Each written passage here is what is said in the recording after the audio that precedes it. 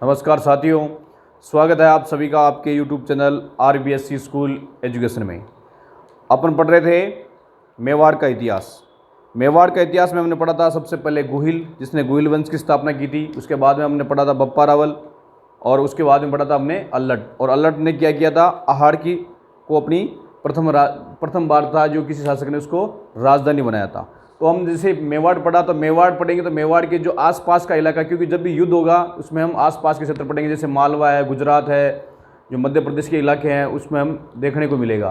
तो उसी कड़ी में से हमने महत्वपूर्ण शासकों का हम अध्ययन करेंगे, क्योंकि शासक तो बहुत सारे थे, लेकिन हमें परीक्षा की दृष्टि से जो इम्पोर्टेंट शासक हैं या जो शासक इनका जो कार्यकाल अच्छा रहा उनके बारे में हम एक विस्तृत अध्ययन करेंगे। तो कल हमने पढ़ा था अल्लट। अल्लट के बाद में हम देखेंगे कि एक शासक हुआ था रण सिंह।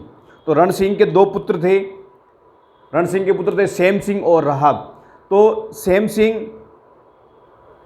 के दो पुत्र थे, सामंत सिंह और कुमार सिंह। राहब था तो राहब ने क्या किया था कि राहब वहाँ से चलाकर सिसोदिया गांव में चला गया था, और सिसोदिया गांव में जाने के कारण वो सिसोदिया कहलाए, जो कि अपना मेवाड़ का सबसे लंबा जो शासक रहेंगे वो सिसोदिया वंश रहेंगे। उसका हम अध्ययन करेंगे। इसमें महाराणा प्रताप, कुंभा, वो सारे सिसोदिया वंश के अंदर आएंगे। और उसके बाद हम देखें जो रण सिंह था उसके पुत्र थे सेम सिंह। तो सेम सिंह ने युद्ध किया था कीर्तिपाल के साथ। सामंत सिंह, जो रण सिंह के पुत्र थे सामंत सिंह और कुमार सिंह, सामंत सिंह का कीर्तिपाल के साथ युद्ध हुआ था। और ये जो सामंत सिंह, ये सेम सिंह था, सेम सिंह के थे पुत्र सामंत सिंह।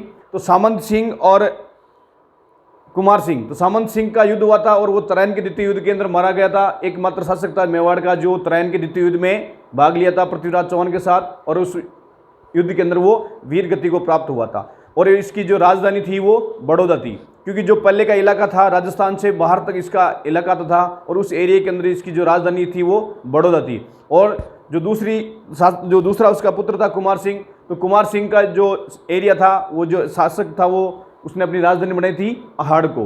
तो इस प्रकार हमने वो उनके जो छोटा सा परिचय वो बताया। अब हम पढ़ेंगे जैत्र सिंह और तेज सिंह। और जैत्र सिंह एक महत्वपूर्ण और प्रतापशाली शासक था, उसके बारे में हम अध्ययन करते हैं कि जैत्र सिंह ने अपनी राजधानी कहाँ बनाई थी, चित्तौड़। देखो लगभग हम देखेंगे कि जो मेवाड़ का इतिहास है इसमें बहुत सारे ऐसी जगह आएगी जिसकी राजधानी चेंज होती रहती है, क्योंकि ये उस युद्ध की दृष्टि से, सामरिक दृष्टि से ये अपने क्षेत्र को मजबूती प्रदान करने के लिए अलग अलग जगह राजधानियां स्थापित करते थे।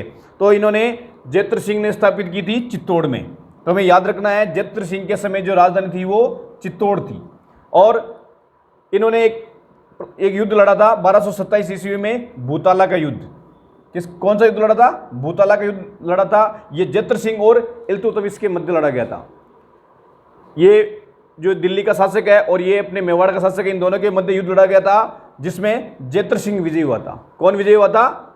जैत्र सिंह विजयी हुआ था, और इल्तुतमिश की हार हुई थी। और इनकी जो ये युद्ध है इसकी जानकारी हमें मिलती है जय सिंह सूरी का जो ग्रंथ है हमीर मद मर्दन, उसके द्वारा इसकी जानकारी मिलती है। और इस ग्रंथ के अंदर सबसे इंपॉर्टेंट बात है इल्तुतमिश को हमीर बताया गया है। किसको बताया गया है? इल्तुतमिश को।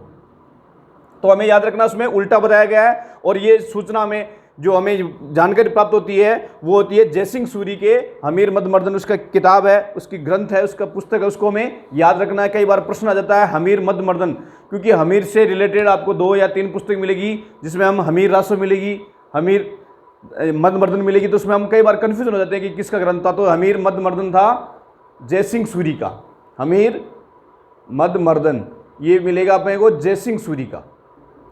तो ये याद रखना है। और इससे रिलेटेड और भी बातें मैं आगे मिलेगी, उसको भी मैं बताता चलूंगा। और एक दूसरा युद्ध हुआ था 1248 ईस्वी में। जो 1248 ईस्वी में वो नासिरुद्दीन महमूद और जैत्र सिंह के मध्य हुआ था, जिसमें महमूद को पराजित कर दिया, यानी इसमें भी उनको विजय हासिल हुई थी। और उसके बाद में हम देखेंगे कि गौरीशंकर ओझा था। ये एक बड़े ही इतिहासकार हैं, जिन्होंने जैत्र सिंह को एक उपाधि दी थी रण रसिक, यानी जो युद्ध के अंदर भी मौज मस्ती या मतलब रस प्रिय राजा बोल सकते हैं, जिन्होंने दी उपाधि गौरीशंकर हीरानंद ओझा ने। ये भी एक काफ़ी अपने फेमस इतिहासकार है, इनके भी कई कोटेशन मिलेंगे, कई उपाधि मिलेगी। तो जैत्र सिंह को रण रसिक की उपाधि दी थी। और बताया जाता है कि जो जैत्र सिंह था वो मेवाड़ का स्वर्ण काल था इसके समय। किसके समय? जैत्र सिंह के समय मेवाड़ का स्वर्ण काल था। क्योंकि इन्होंने लगभग हर क्षेत्र में एक अच्छी उपलब्धि हासिल की थी। और इनके देखो सेनापति थे दो, बालक और मदन। कौन कौन थे? बालक और मदन। कई बार प्रश्न पूछ लिया जाता है कि जो उस समय के महत्वपूर्ण जो सेनापति थे, जो इन्होंने विजय हासिल करवाई थी, वो थे बालक और मदन। इसके अलावा गौरीशंकर हीरानंद ओझा ने एक बताया कि दिल्ली के गुलाम वंश, देखो अलग अलग वंश आएंगे दिल्ली में, तो गुलाम वंश के समय जो गुलाम वंश के जो सुल्तान थे, उसके समय मेवाड़ के राजाओं में सबसे प्रतापी और बलवान शासक थे जैत्र सिंह। और जिसकी वीरता की प्रशंसा मतलब उनके विरोधियों ने भी, यानी ये जो गुलाम वंश के शासक थे उन्होंने भी की थी कि मेवाड़ का सबसे अगर प्रतापी शासक है तो वो जैत्र सिंह है। तो हमें याद रखना है, दिल्ली के गुलाम वंश के सुल्तानों के समय मेवाड़ के राजाओं में जो सबसे प्रतापी और शक्तिशाली या बलवान कह सकते हैं, उनकी वीरता की जो प्रशंसा थी वो विरोधी भी करते थे। यानी कि कहते हैं ना कि अगर दुश्मन अगर प्रशंसा करने लग जाए तो इसका मतलब दम होता। तो ये जैत्र सिंह थे, ये काफ़ी प्रतापी और बलवान शासक थे मेवाड़ के, जिन्होंने अपने विजयों का जो डंका बजाया था, अपना परचम लहराया था। इसीलिए इनके काल को स्वर्ण काल कहा जाता है। अब हम पढ़ेंगे तेज सिंह। इनके बाद में जो प्रतापी शासक थे वो तेज सिंह थे। तेज सिंह 1253 और 54 में बलबन को हराया था। बलबन भी एक दिल्ली का प्रतापी शासक था। ये काफ़ी मतलब रक्त और लौ की नीति जो पढ़ेंगे उसमें ये बलबन का नाम इंपॉर्टेंट आता है। ये इन्होंने मतलब लौ और रक्त की इन्होंने काफ़ी दुश्मनों को अपनी इस नीति की वजह से मार गिराया था। तो इस शासक को भी तेज सिंह ने 1253 और 54 ईस्वी के अंदर हराया था। और इनकी जो शादी हुई थी वो चाचिंग देव की पुत्री थी रूपा देव, यानी चाचिंग देव की पुत्री रूपा देव थी, उसके साथ इनका विवाह हुआ था। और सबसे इंपॉर्टेंट चीज अगर तेज सिंह में अपने को देखने को मिलेगी तो वो है कि 1260 के अंदर, याद रखना अपने को सन, ये इंपॉर्टेंट है क्योंकि ये पुस्तक से संबंधित है। और ये पुस्तक ऐसी वैसी पुस्तक नहीं है, ये एक इंपॉर्टेंट पुस्तक है जो मेवाड़ के अंदर आपको सबसे लंबा नाम भी मिलेगा और सबसे इंपॉर्टेंट भी मिलेगी क्योंकि ये चित्रकला से संबंधित थी। मेवाड़ का प्रथम चित्रित ग्रंथ है श्रावक प्रतिक्रमणा सूत्र चूर्णी।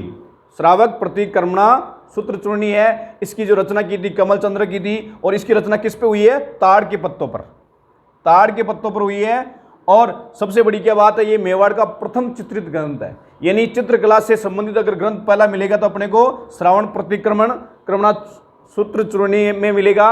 और ये इसकी जो मतलब ये रचना हुई, जो इसका उद्गम हुआ, ये इसके कार्यकाल में हुआ। किसके कार्यकाल में हुआ? तेज सिंह के। तो उस समय इसलिए तेज सिंह का जो के बारे में बताया जाता है कि जो इस शैली की, कौन शैली की? चित्रकला शैली की जो शुरुआत हुई थी वो तेज सिंह के समय हुई थी। और तेज सिंह ने मतलब इस कला को आगे बढ़ावा दिया, इसलिए सबसे इंपॉर्टेंट ये ग्रंथ की रचना हुई है। इसका अपन जब भारत के इतिहास में पढ़ेंगे तो भी इसका भी वर्णन मिलता है। यानी कि ये ग्रंथ एक महत्वपूर्ण ग्रंथ है, इसका हमें बार बार वर्णन मिलेगा। इसमें कई महत्वपूर्ण चीज़ें आएगी, जब इसका टॉपिक आएगा हम उसके बारे में विस्तार से बताएंगे। और इनको एक उपाधि भी मिली है। उपाधि कौन सी मिली है? परम भट्टारक परमेश्वर की। यानी कि परम भट्टारक परमेश्वर ये एक बहुत बड़ी उपाधि है, यानी जो भगवान के तुल्य बताया गया है। तो कहने का मतलब ये है कि जैत्र सिंह भी एक महत्वपूर्ण शासक थे मेवाड़ के, जिन्होंने चित्रकला शैली की शुरुआत की थी। और इन्होंने बलबन को भी हराया था। और इनके समय में एक महत्वपूर्ण ग्रंथ की रचना भी हुई है जो चित्रकला से संबंधित है और मेवाड़ का प्रथम चित्रित ग्रंथ है। याद रखना में चित्रित ग्रंथ है। और बाद में कई सारी चित्रशैली आएगी, वो अपने को देखने को मिलेगी। तो हमें याद रखना है मेवाड़ एक उस समय एक राज्य हुआ करता था। यानी अपने को ध्यान रखना है मेवाड़ कोई एक छोटी जगह नहीं है, क्योंकि उस समय आज का जो हम नक्शा देखते हैं तो इसमें कई सारे जो अपने को जिले देखने को मिलेंगे, राज्य देखने को मिलेंगे, वो कटे हुए हैं। क्योंकि ये उस समय मेवाड़ का जो इलाका था लगभग मालवा, गुजरात, बड़ौदा, इधर काफ़ी तक फैला हुआ था। और उस समय जो यहाँ के शासक हुए थे उन्होंने मतलब अलग अलग क्षेत्र में अलग अलग राजधानी बनाई थी। तो जैसे हमने पढ़ा था कि सेम सिंह के जो पुत्र थे सामंत सिंह, जो उनकी राजधानी थी वो बड़ौदा में थी। कुमार सिंह की राजधानी थी वो आहड़ में थी। और हमने देखा कि जैत्र सिंह की राजधानी कहाँ है? चित्तौड़ में है। तो हमें याद रखना है क्योंकि इन्होंने सामरिक दृष्टि से, युद्ध की दृष्टि से, और चित्तौड़गढ़ का जो इन्होंने बनाया ये परमारों से ये जीत कर, इस किले को जीतकर चित्तौड़ को इन्होंने अपनी राजधानी बनाई थी।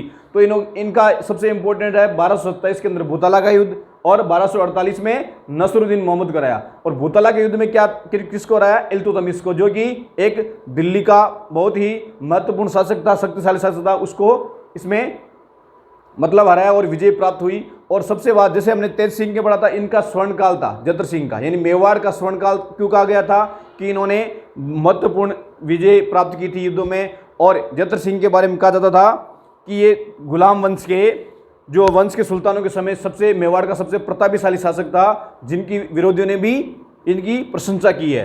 तो इस प्रकार हम जो महत्वपूर्ण शासक है उनके बारे में हम आगे और पढ़ते रहेंगे। और तब तक के लिए सभी साथियों का एक बार पुनः धन्यवाद। आप जो हमारा कंटेंट आपको पसंद आया हो तो आप इसे लाइक करें, कमेंट करें और शेयर करें। एक बार पुनः धन्यवाद। जय हिंद, जय भारत।